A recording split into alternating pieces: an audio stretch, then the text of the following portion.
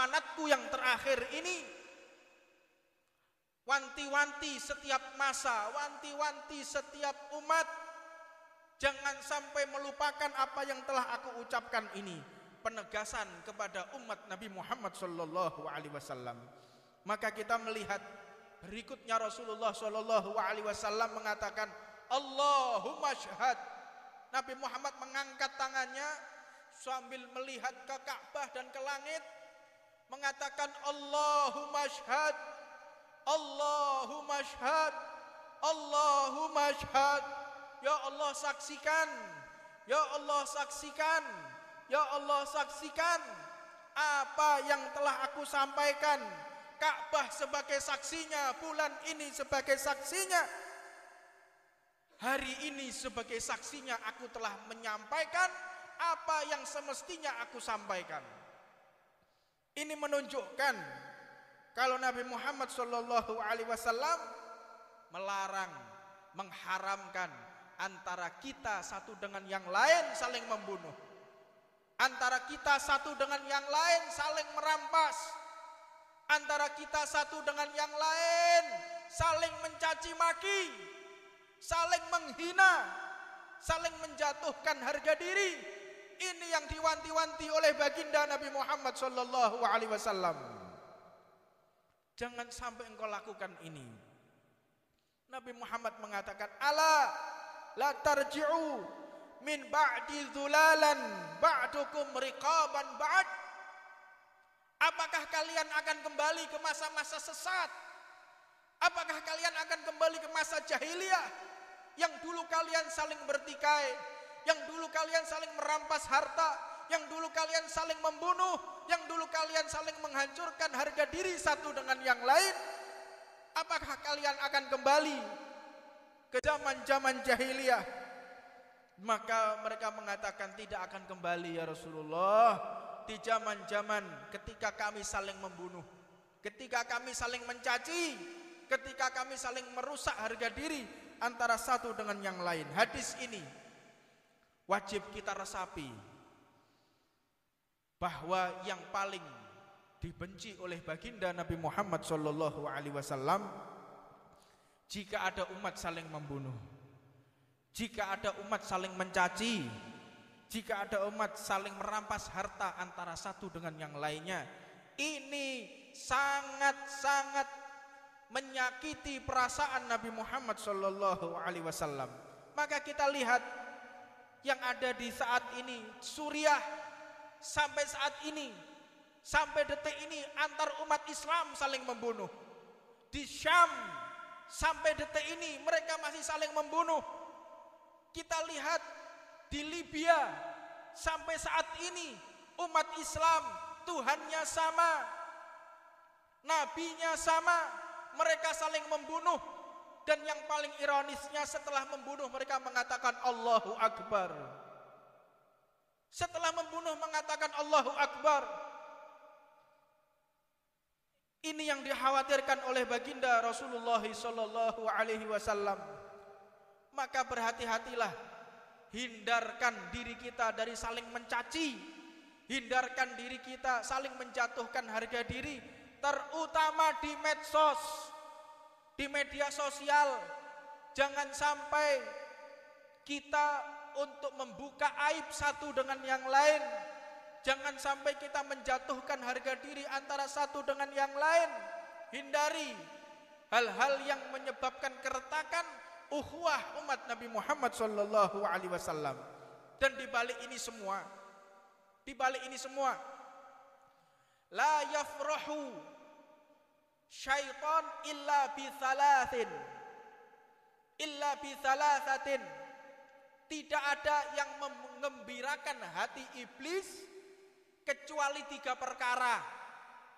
Yang pertama, rajulun mu'minun qatulu mu'minan. Umat Islam antara satu dengan yang lain mereka saling membunuh.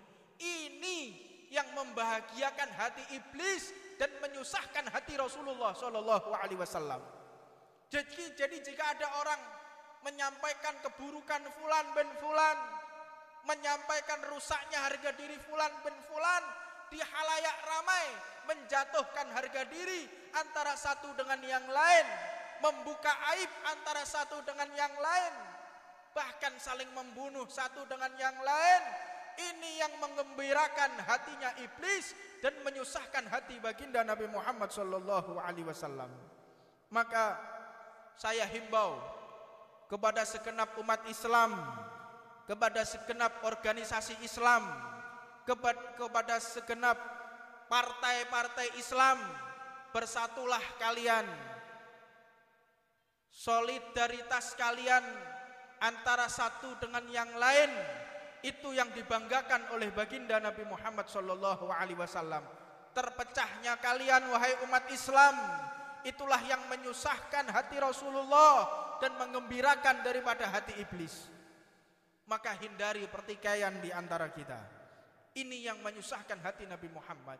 Yang kedua, mukmin mata ghairi iman, yang menyusahkan yang menggembirakan hati iblis, yaitu orang yang beriman mati tidak membawa iman, alias mati su'ul khatimah. Su'ul khatimah ini yang menyusahkan hati Nabi, menggembirakan hati iblis. Jadi kalau ada orang Islam mati, dia dalam keadaan tidak membawa iman atau su'ul khatimah, ini benar-benar girang hatinya iblis. Maka tujuan Rasulullah diutus oleh Allah, bagaimana caranya manusia ini hidup di dalam keimanan dan mati membawa iman. Naam, iya, memang ini adalah pekerjaan yang paling susah. Jihad gampang, jihad membunuh orang-orang kafir gampang. Ketahuilah, tapi itu bukan keinginan Rasulullah. Kita membunuh orang kafir sehingga dia mati kafir, itu bukan keinginan Rasulullah. Keinginan Nabi Muhammad, seluruh umat Islam, Bani Adam, semua ras, semua suku, semua wilayah meninggal dalam keadaan beriman kepada Allah Subhanahu wa taala. Jadi tujuan kita jihad untuk membunuh orang Islam, ini sesuatu yang paling salah. Salah besar.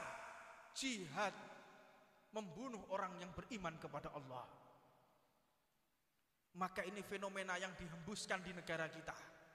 Bagaimana caranya organisasi Islam satu dengan yang lain, mereka saling bertikai, mereka saling menghina, mereka saling mencaci, mereka saling menghancurkan harga diri antara satu dengan yang lain. Ini memang propaganda Zionis, ini propaganda Yahudi yang memang ingin merusak kerukunan antar umat baginda Nabi Muhammad sallallahu alaihi wasallam. Terus di negara kita dihembuskan terus. Bagaimana caranya ormas satu dengan yang lainnya, mereka saling mencaci, mereka saling membantai, mereka saling bermusuhan. Tetap yang rugi ini adalah umat Nabi Muhammad. Tetap yang rugi adalah umat Nabi Muhammad. Korbannya tetap umat Nabi Muhammad. Tidak ada korban di luar umat. Ini strategi musuh, konfrontasi dengan proxy war, perang proxy, perang urat saraf, mereka saling bertikai. Maka hati-hatilah diri kita untuk menanggapi daripada fenomena alam ini. Tarik diri kita, jangan ikut-ikutan mencaci maki antara satu dengan yang lainnya. Memang nanti kalau waktunya jihad, kita akan dipanggil oleh Imam Mahdi. Kita akan dipanggil oleh Imam Mahdi, jangan khawatir. Jangan kita bergerak sendiri-sendiri. Nanti ada komando dari atas. Kita jihad di jalan Allah. Tapi bukan saat ini. Kita masih nunggu. Nanti setiap saat kita akan niat. Setiap keluar dari majelis, mulai saat ini kita niat. Setiap kita berdiri dari majelis, sebelum kita berdiri, niat kita menjadi pembela Al-Mahdi. Mudah-mudahan kita semua termasuk daripada orang-orang yang membela Al-Imamul Mahdi. Maka dari itu, jangan sampai kita ini juga merasa aman dari mati su'ul khatimah. Jangan sampai di antara kita ini merasa aman dari mati su'ul khatimah. Kalau saya ini pasti husnul khatimah, ketahuilah ciri-ciri khas orang yang mati su'ul khatimah, yaitu mereka yang benci kepada para ulama, benci kepada para kiai, benci kepada para habaib, benci kepada para masyayikh. Mereka adalah orang-orang yang mati dalam keadaan su'ul khatimah. Na'udzubillah min dalik. Yang kedua, tanda-tanda orang yang su'ul khatimah, orang yang benci kepada Al-Quran, orang yang menistakan Al-Quran,